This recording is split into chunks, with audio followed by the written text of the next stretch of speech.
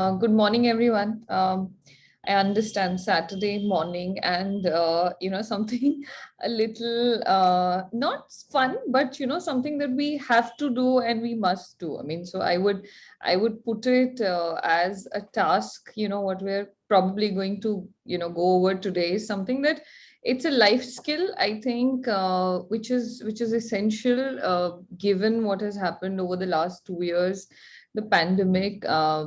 It's been very unfortunate for a lot of families, for a lot of people. And I don't think prior to this period, the importance of uh, leaving your assets, in an organized manner for your next generation to take over was emphasized enough. I don't think anybody ever enjoyed the idea of thinking that, if I die, what would happen to my assets. I think we tried to put it off as as late as possible, to probably a situation where only you're bedridden or you are diagnosed with a terminally ill situation. But besides that, I don't think the majority of the population was even thinking about what should you do about your assets, money that you create, the wealth that you create in your lifetime. Should you be worried about who it goes to in the manner that you want it to go? So I mean, the topic is very broad, where my effort is to just probably take everyone through some essential pointers which are important, which are relevant, which everyone's heard about, I think, over the last 2 years. But just a little deep dive into some concepts, like, what is a will, when should you execute it, what is exactly the essential requirement of a will, what is a probate, when would you need it, etc., etc. So I have a presentation and I'll get right to it.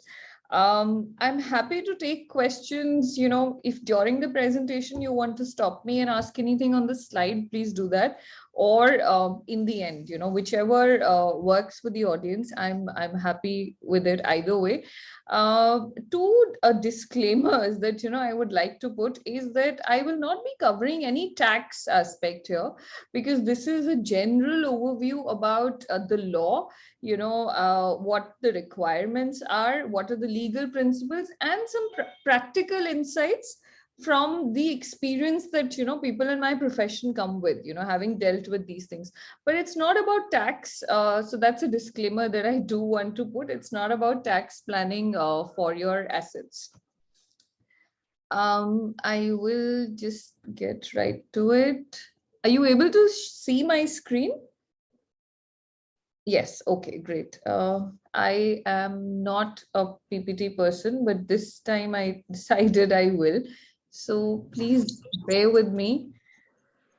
Yes. Are you able to now sort of see the slideshow? All right, great. Thank you. Thank you, Vidya. Okay, so getting right to it. Okay, just, I mean, I don't intend to read this, but this is the context why it's all become so important. I mean, look at the data. As on July 2021, the COVID deaths were 42 lakhs. And India, I mean, 4,13,000. So those are very stark numbers. And unlike before, when people thought, it's not going to be me, I have a healthy lifestyle, I do everything right, I don't smoke, I don't drink excessively, so it couldn't be me, who will get impacted by this. I think, all of that has taken us by surprise. We've seen healthy adults perish, we've seen children perish, we've seen fitness freaks perish. So these are the numbers, and I think it's scary, to say the least. I mean, speaking for myself, I don't think I even took this seriously prior to COVID, not even putting down in one place, where your investments are, what are your bank account numbers, what is your, LIC policy number, etc. So all of that in-house check is something as small as having a nominee in your bank, is something which people were not doing. The banks were busiest during this period. If you guys went to banks, you would see the maximum visits were by senior citizen who were trying to get a nominee added to their bank account because they realized that, it's an ordeal if something happens to get the assets through to your, next in line.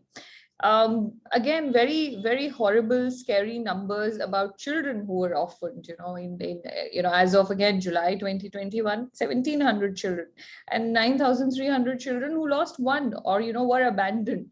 So a lot of questions, have been dealt with about, unfortunately, they're called COVID orphans. What do you do about them? A lot of the adoption pool suddenly opened up because there were children up for adoption. This also made it a little important for parents to start thinking that, if something happens to us and our children are minor, how do we safeguard their interests? So, those aspects also I will try and cover in this presentation.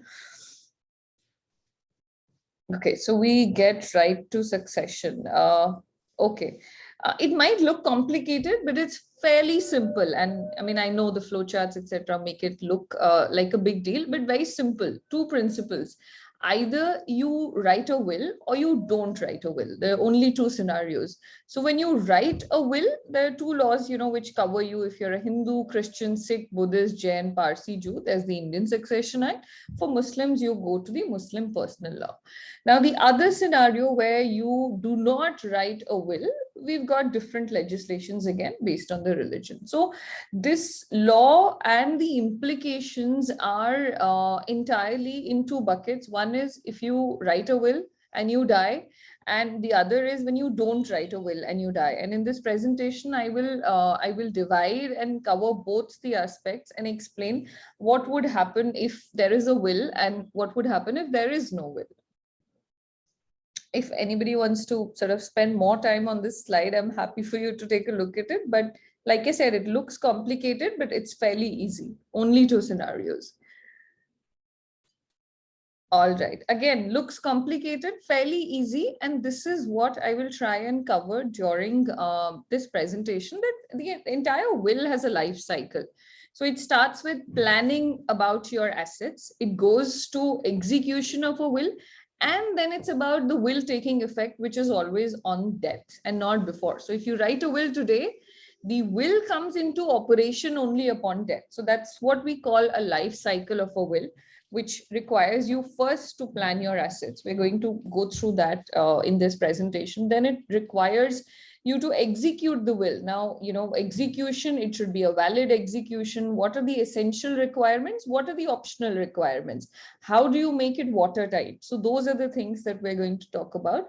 And the last one is, when there is death, how does the will come into operation? What is a probate? Why do you need it, etc., etc. So three distinct categories again here. All right, so most important question, today, 2 years old, I would say, but equally relevant even today. Why is making a will important today? Because of the statistics that have been thrown around in the world post-COVID situation. I mean, there is no certainty of death, and it's never been emphasized more than during the COVID period. So you don't want to leave your assets in a mess, where your children or whoever you want to give it to are just left figuring out, who's the nominee, what's the bank account, where are your shares. So one is that you don't want your children or your legal heirs to be going through that. The other, of course, is, you have to look after your minor children's interests. And third is, I mean, in the Indian context, there's a lot of stuff you don't talk about. I mean, perhaps a lot of it is just the men in the house who know and the women don't know. And there is no reason to think that the men would not perish and the women would perish today. I mean, just to give an example, I mean, a friend of mine called me and she said, my Tauji passed away recently, and we just figured out that he had made investments in so many real estate projects. and the companies got belly under. So, what do we do? So, we were going through the paperwork, and the company's in insolvency, the insolvency process is over. So it's just a mess now. I mean, had somebody in the family known that these are the investments, the minute the insolvency proceedings started and they put out those advertisements in the paper, someone would have looked at it and filed your claims. But it's just, I mean, it's a lot of money which they may actually never get now.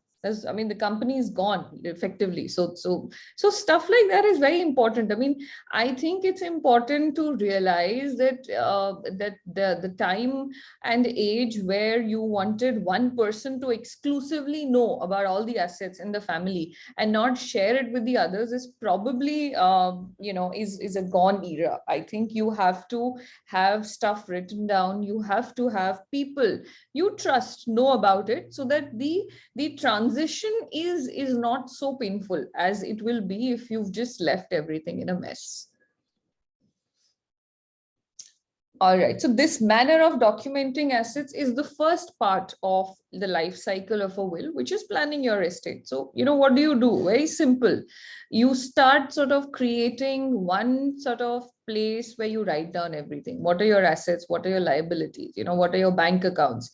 What are your mutual funds? With sort of updated stuff. It shouldn't be, even if there is a mutual fund folio number, it's easy to track it. But if I don't know, and sometimes people have multiple depository IDs, etc., and it becomes very difficult to be able to consolidate all of this.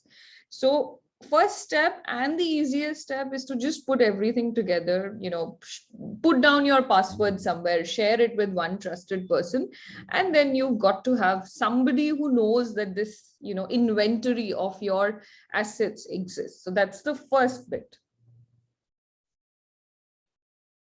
Then we come to writing the will. What is the most important thing about it? I mean, I think, people who dig a little more will know the essential requirements, but often there is confusion amongst people about, should it be registered? Should it not be registered? So as per the law, the only requirements which are a must are these, which is that the person writing the will has to be above 18 years of age. You've got to be of sound mind, which means that you should not be in a state of mind where you can't sort of sensibly write something. Wills are often challenged on this ground, saying that, the older parent was not in a condition where that person could have bequeathed the entire property to one person and not the others. Then it has to be written with free will. Again, the same point, which is, it shouldn't be under force and coercion from someone saying that, no, leave everything to me. The person writing the will has got to sign it, and there have to be two independent witnesses. The law doesn't say that they should not be beneficiaries, but ideally it is advisable that it should not be beneficiaries, because when a will is challenged, the two witnesses who are also getting some part of the bequest are going to be interested parties in deposing that, no, the will is correct. So it always helps to use independent witnesses, to use witnesses who you're not giving anything to under your will. It also helps to have people who are not too old, because if you're looking at a scenario where the will is going to be challenged, you want the witnesses to be alive when the matter goes to court. And it happens routinely that by the time there is a challenge, the witnesses are not alive. Other pointers to keep in mind. So these are not essential, but one must know this. Registration is not compulsory. It's a good sort of thing to do, but it's not compulsory. You don't need any stamp paper. You can write it in hand, you can type it, you can do whatever you want. You can change it, you can revise it, but your last will prevail.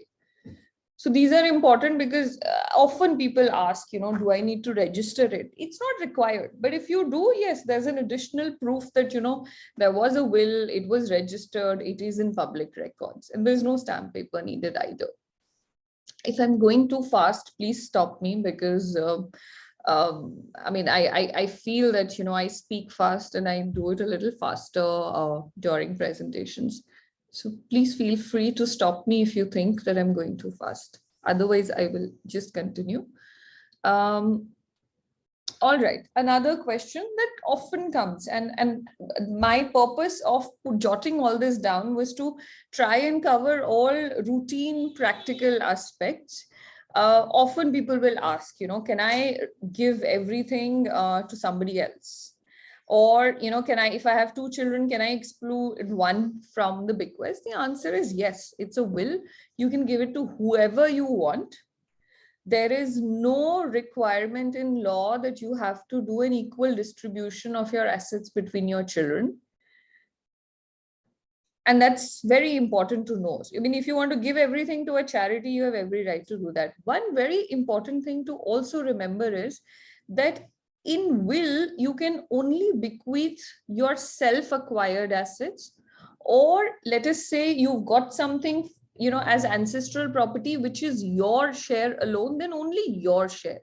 But if you have ancestral property over which your children have a right, then you can't make it a part of your bequest. That's so a will is typically and always to be only of, the word that we use is self-acquired, and a lot of times ancestral property, when it comes to you and your share becomes defined, acquires the nature of a self-acquired property. So it's got to be yours. You can't say that it's something that I got from my mother, and over this others also have a right, and now I'm going to decide that I will give it to my cousin or my aunt. That is not permissible. I mean, people do that, but that gives it a ground to challenge. Now, if you don't write a will, effectively what happens is that the succession happens as per the law. The law provides categories, that who are your class 1 heirs, class 1 heirs, class 2 heirs, who will get it first. If there's no one in that category who's alive, it moves on to the next level. I'll show all of those in the next slides.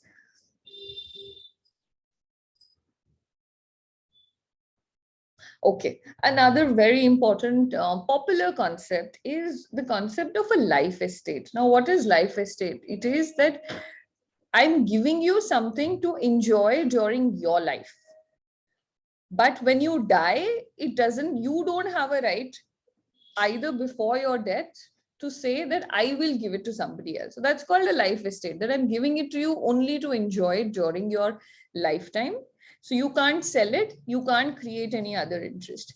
Now, typically, this is something that is done so that parents do. I've seen older people do it, so that they are not ill-treated, by children during their lifetime. So if one spouse dies, I'm sorry, one spouse dies, it's very typical that the other will, that in the will, let's say, the husband has died, but before that death, husband writes a will saying that my entire property will go to my wife first, and upon her death, it will go to children, which means that till she's alive, it is hers. And that is some form of power play. It is also a safety net so that the children look after you, etc. And, feeling of less dependence.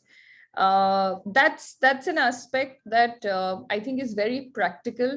I'm not saying that all children are bad, but I think the reality out there is quite bad, if I may say so.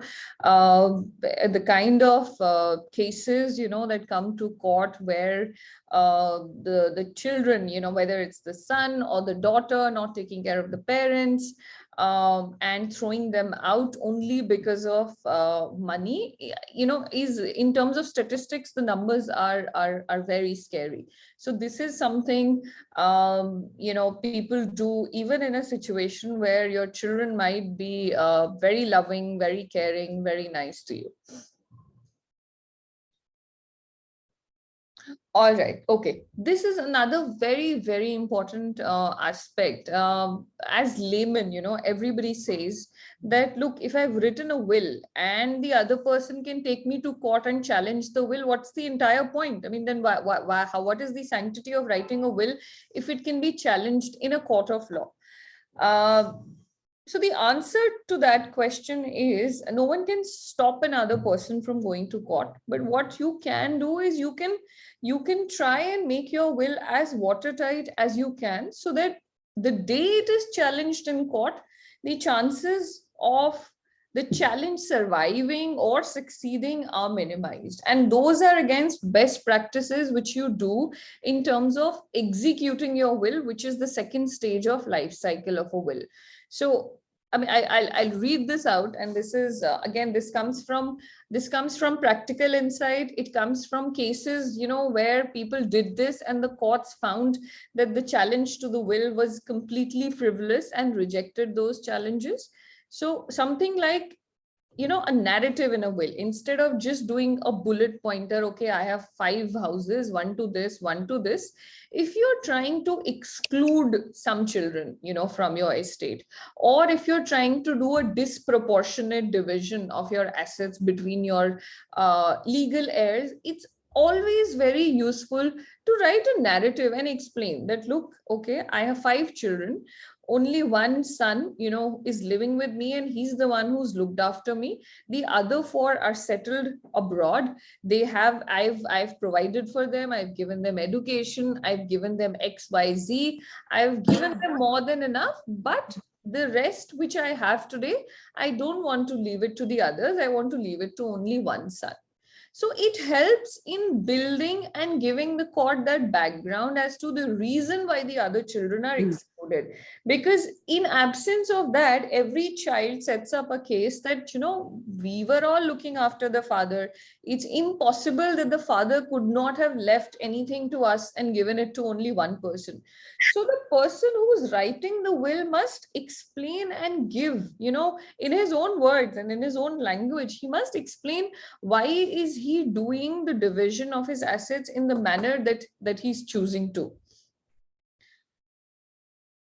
So personalize them. I mean, the first bullet, the last 2 words says personalize it. If you want to write an angry rant that, my wife didn't do anything, she was mean to me, she was upset with me, she beat me up, I'm not going to leave anything to her. By all means, do that, but then it's important, because tomorrow someone should know that these were the reasons. And once you have those reasons written down, you'll always find ways and means of corroborating those. If it goes to a challenge, you will have some relatives who will come and say that, yes, this person did not look after the father, etc., etc. Second is videography. I mean, I think this is again very important. Why it's important is because a typical challenge that people have to a will is that this person was made to sign under duress, under coercion. He was not even in a condition to write a will, yet, he was, someone wrote it and he was just made to sign on it. So the videography is very important, where you're able to see the physical state of the person. You're also able to see the mental state from how he's conducting himself. You will also be able to see the witnesses who are there for the will. So videography, again, a very important factor in today's time. Better to get it registered, which is what I said, public record, but not required by law.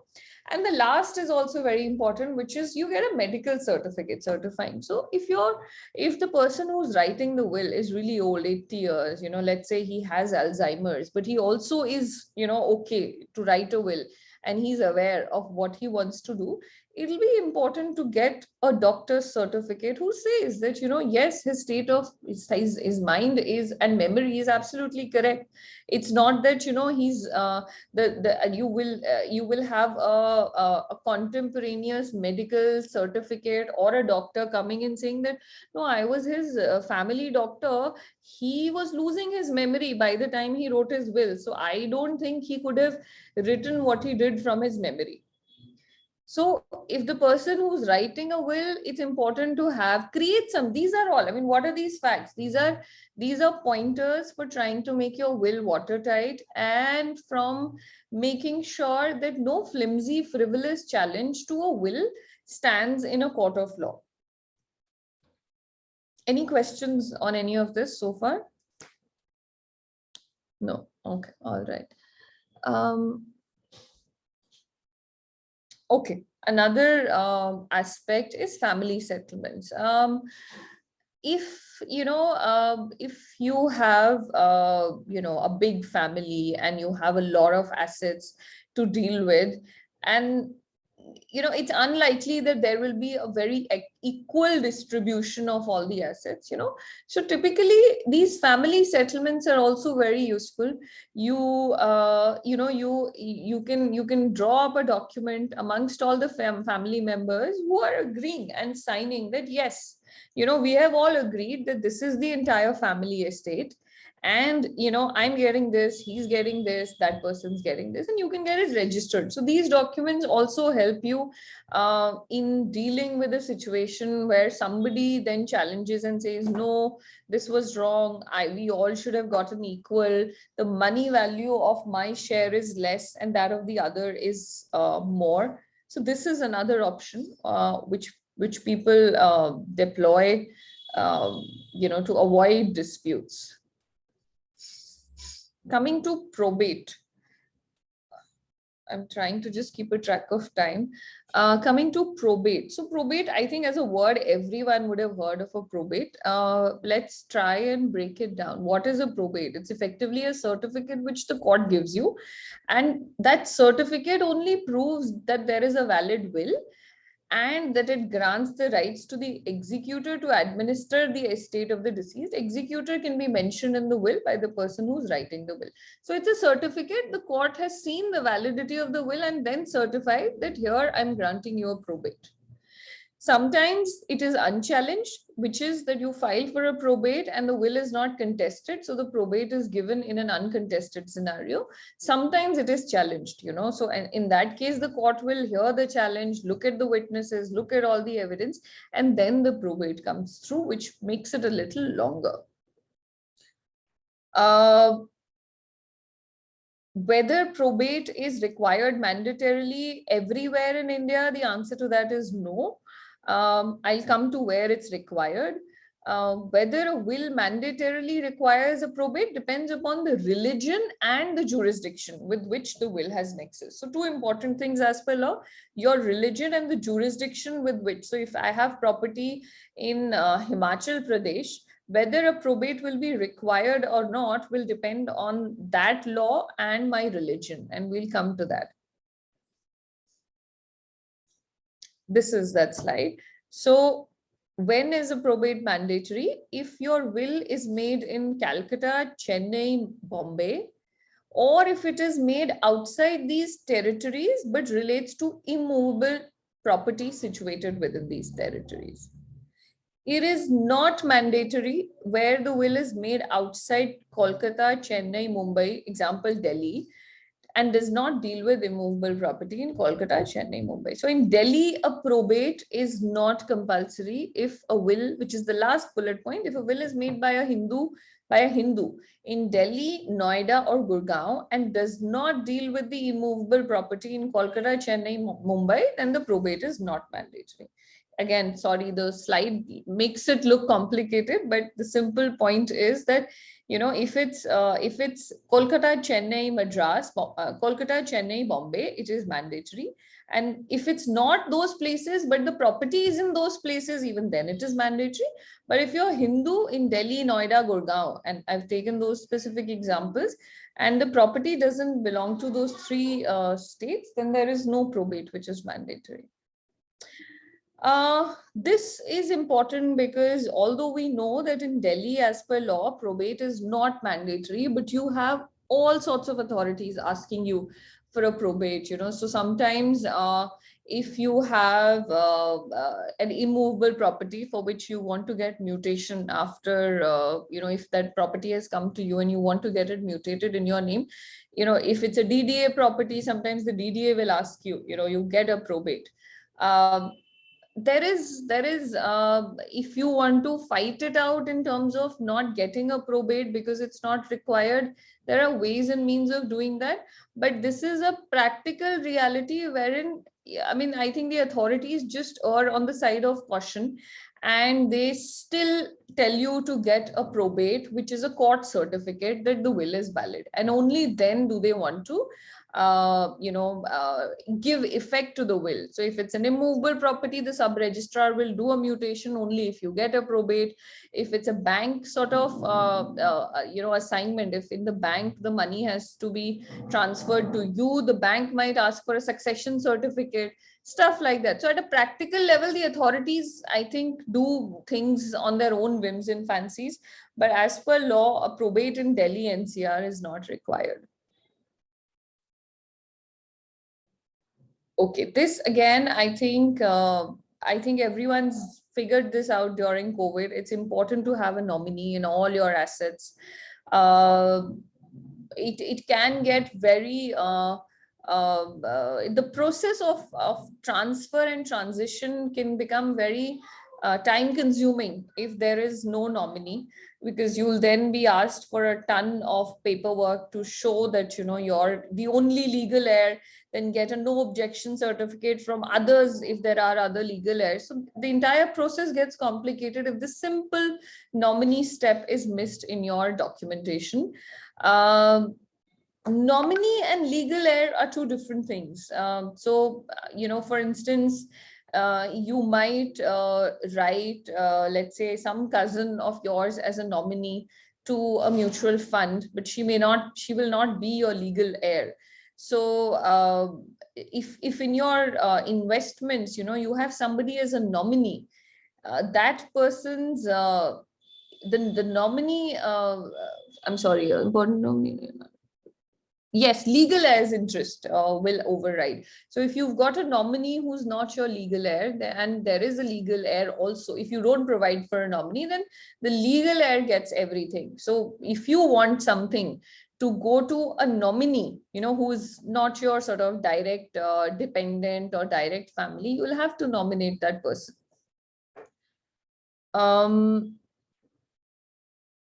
If you want someone who's not a legal heir to be given a part of your estate, so in addition to making him a nominee, you can bequeath the asset to the person in your will, which I think we have already discussed. Sorry, I just go back. Did I miss a slide? No, okay. All right. Very important, but has a money consideration, a very significant money implication.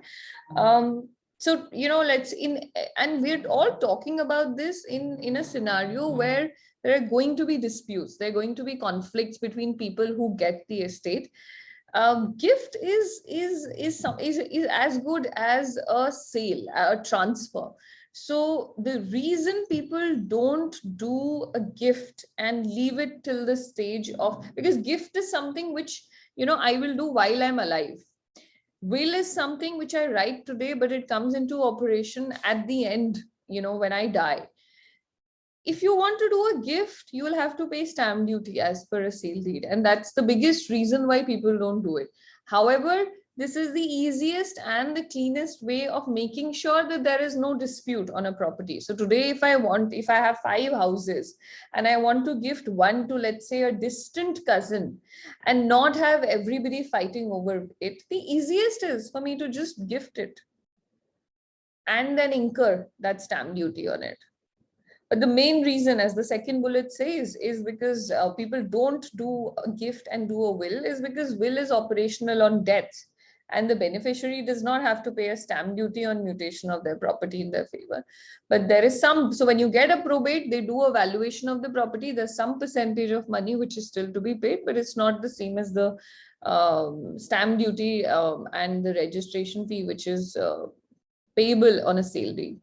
During COVID, a lot of states like Maharashtra had reduced the stamp duty if you want to do a sale or a gift to a family member, which is very interesting. So they were actually encouraging people that don't wait, for this to operate during your after your death. You want to do it now. We know that you're not doing it because there is a very high stamp duty. So they had reduced that stamp duty if you want to make a gift or transfer to a immediate family member. I'm not sure whether this is still valid, but they did do this. the last bullet, which I already said, that the cleanest and the most surest way is this, but it involves incurring money. All right, the next part is planning for minors. So minor, I mean, under Indian law is someone below the age of 18 years old. So you're a major only when you're 18. God forbid if you're left without your parents and let's say grandparents, then you need a guardian. You can't manage your own estate. You will need a guardian. And for the unfortunate term, there's a typo here, sorry, but COVID orphans was the unfortunate term. This planning is for people with minor children. I mean, I think today and maybe over last 10 years, the age gap between parents and children has increased considerably. I mean, earlier when I think, your mother's, let's say, 40 and your 10 or 12, I don't think those scenarios are happening today anymore. You have women, you have couples becoming parents at 45, or I would say at an average age of 40, which means that by the time you're 50, your child is only 10 years old. And by the time you're 57, your child is only 17 years old. So a minor until the age of 57, which means you've got to think about the possibility and scenario of if there's been one pandemic, there could be many more, and providing for your minor children. So 3-4 ways. One, you appoint a trusted person as a guardian. You create a trust and you appoint a trustee. Teach kids early, I think, about financials, involve them in an appropriate way in sort of in sort of understanding what the assets are, and how to sort of be on top of it. I mean, what our parents or my parents probably taught me when I was 25, I'm sure can be taught to kids today at 12 or 13. I mean, that's the difference in what they're picking up today as well. Guardianship of minors. So, I mean, there is a process under the Act, which is, under which you can ask for appointment of a guardian. We're talking about a situation where there are children and there are no parents. So they need a guardian. So somebody then needs to a relative has to make an application. Recently, we had a matter in which one of the aunts, I think Mossy, wanted custody of the children, to be their guardian. And unfortunately, I mean, the court declined and said that the paternal grandparents will be more suited to be guardians, because conventionally and also in a patriarchal society, I think it's believed that they love the children the most, even though they may not be around for too long to look after the children. But this is the basic procedure under the Guardians and Wards Act. If somebody wants a guardian for their children, if there is no relative who comes forward, and this is a reality again, to become a guardian, then the responsibility is fiduciary and the court appoints a guardian. So those things are provided for in the law. Adopted children, again, a very prevalent reality today, very normal also. I think this was not the norm 20 years ago, but today adoption, surrogacy are very prevalent, and it's important to talk about these scenarios and understand whether the rights are any different. What is the procedure for adoption? I will skip this slide. I think, this perhaps is not required. Yes, inheritance rights of adopted children. So Hindu law recognizes adoption of a child for all purposes, class 1. But in Muslim, Christian, and Parsi personal laws, adoption is not recognized. So foster children will not be treated in law as children, and upon death, their estate would be distributed amongst the legal heirs and not the foster children.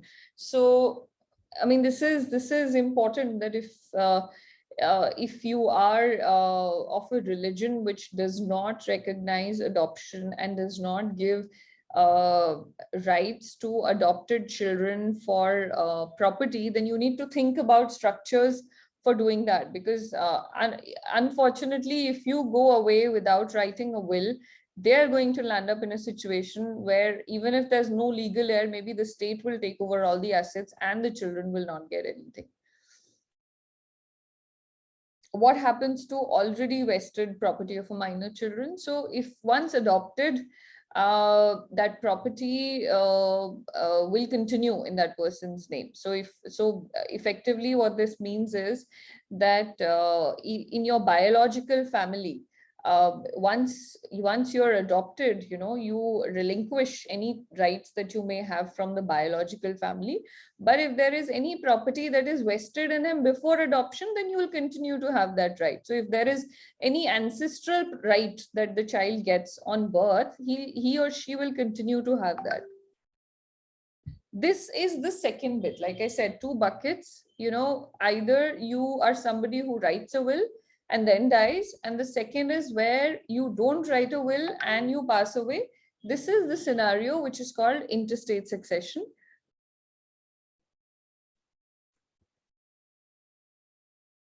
Sorry, something just happened. Let me just.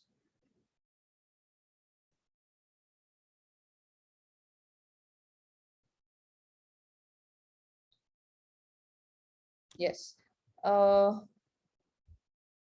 Okay, what is intestate succession?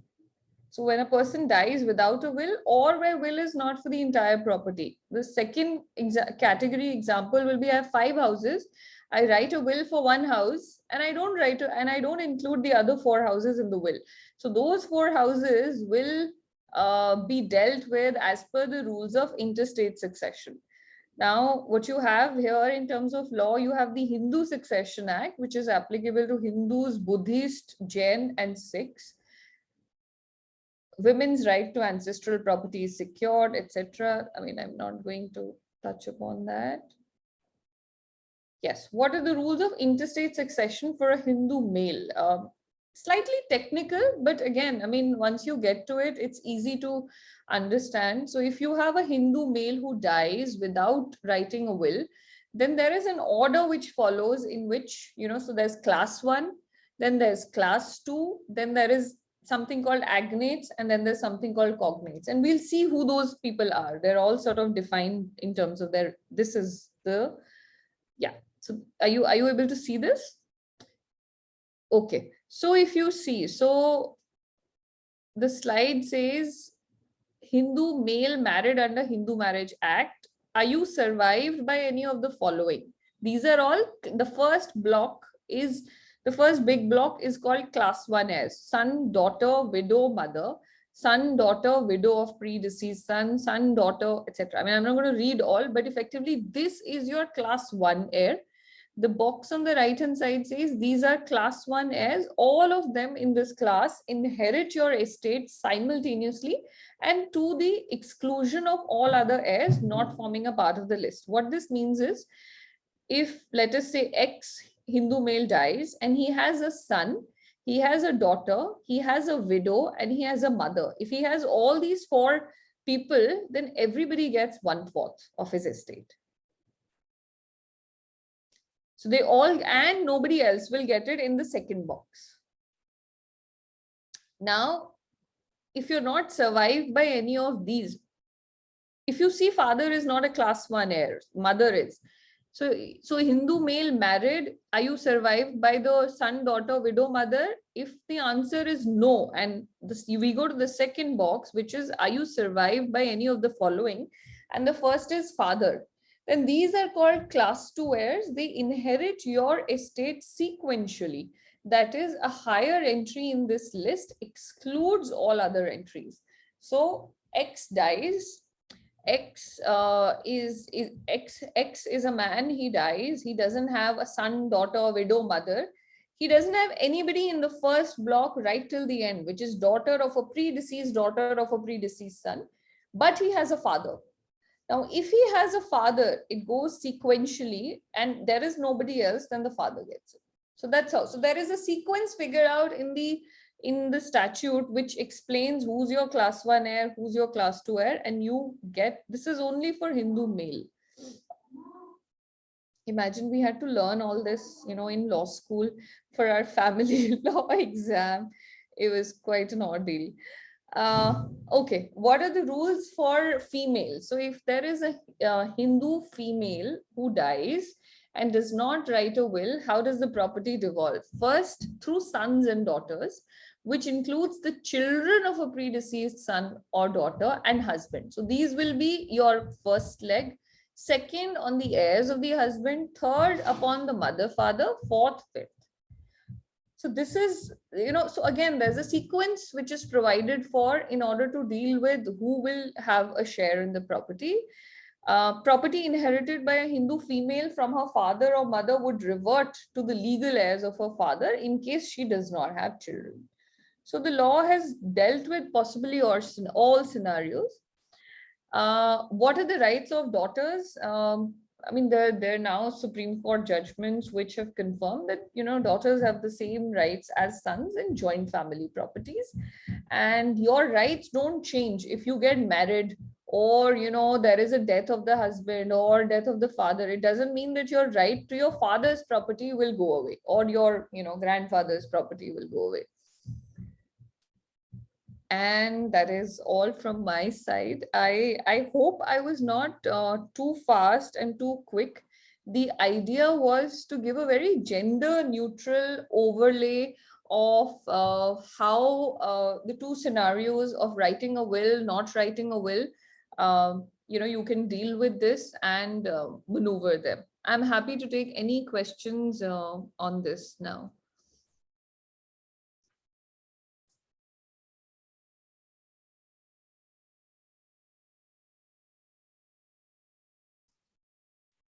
Renu, I had a question.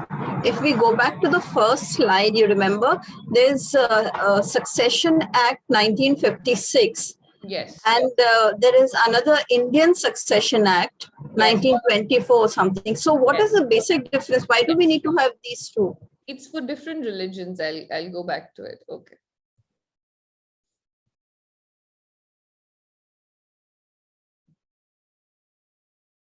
Yeah.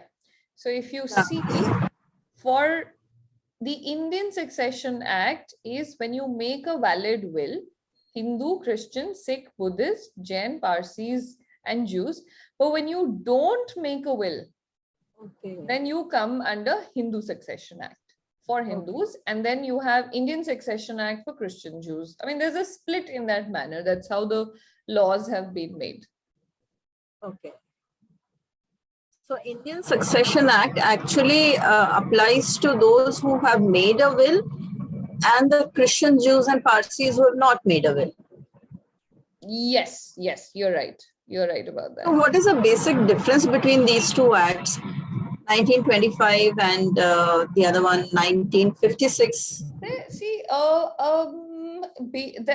wouldn't say there's a basic difference, but there is a lot of difference in how they deal with the will, how they deal with principles of succession. So for instance, your what I showed you about class 1 heirs, class 2 heirs, etc. For Hindus, none of that is in the Indian Succession Act. That is in the Hindu Succession Act. Okay. Why did they do two acts?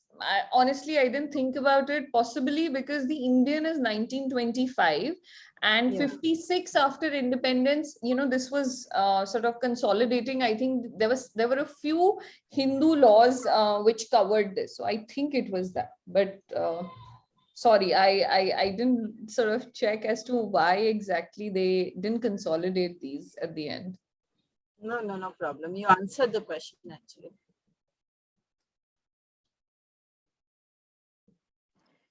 Perfect. Thank you so much, Renu, for this amazing session. It was lovely, and I must say it was really insightful. I personally am getting in touch with you after this.